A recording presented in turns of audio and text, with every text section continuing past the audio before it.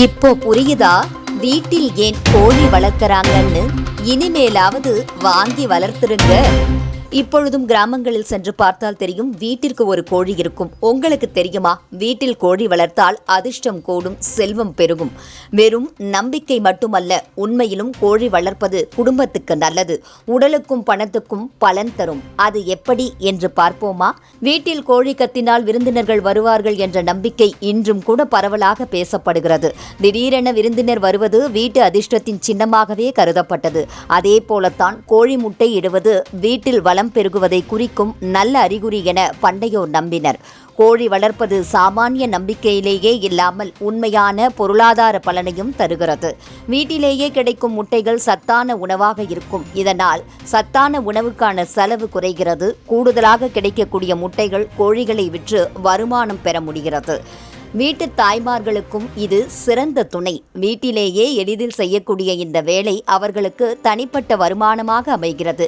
இதனால் பெண்களுக்கு சுயநம்பிக்கை அதிகரிக்கிறது. குடும்பத்தில் உள்ள குழந்தைகளுக்கும் பொறுப்புணர்வாக வளர்க்கும் பழக்கமாக மாறுகிறது. கோழி வளர்ப்பதன் மூலம் கிடைக்கக்கூடிய புதிய முட்டைகள் இயற்கையான சத்துக்களால் நிரம்பியவை. இது குழந்தைகளின் வளர்ச்சிக்கும் பெரியோரின் உடல் ஆரோக்கியத்திற்கும் பெரும் பலன் தருகிறது. இதனால் மருத்துவ செலவுகள் குறைந்து குடும்பத்தின் வாழ்க்கை தரம் மேம்படுகிறது. கோழி வளர்ப்பது ஒருவித பணம் சேமிப்புக்கான வழி.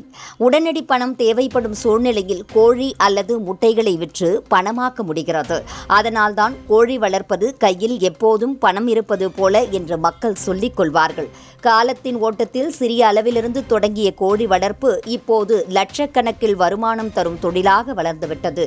கோழி இறைச்சிக்கும் முட்டைக்கும் இருக்கக்கூடிய எப்போதும் குறையாத தேவை காரணமாக கோழி பண்ணை நடத்துபவர்கள் பெரும் வருமானம் ஈட்டுகிறார்கள். கோழி வளர்ப்பின் செல்வ ரகசியம் என்னவென்றால், அது உடலுக்கு ஆரோக்கியத்தையும் குடும்ப பொருளாதாரத்தையும் வீட்டு வளம் என மூன்றையும் தருகிறது.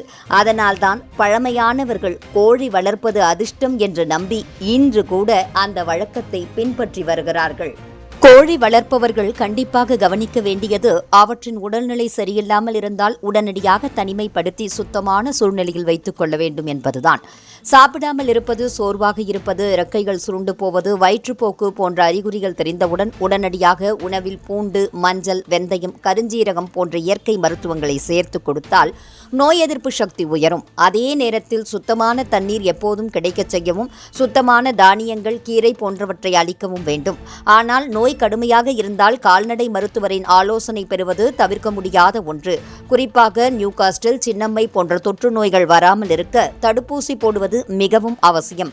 இப்படி கவனித்தால் கோழிகள் விரைவில் நலம் பெற்று மீண்டும் குடும்பத்துக்கு ஆரோக்கியத்தையும் பொருளாதார பலனையும் தரும்.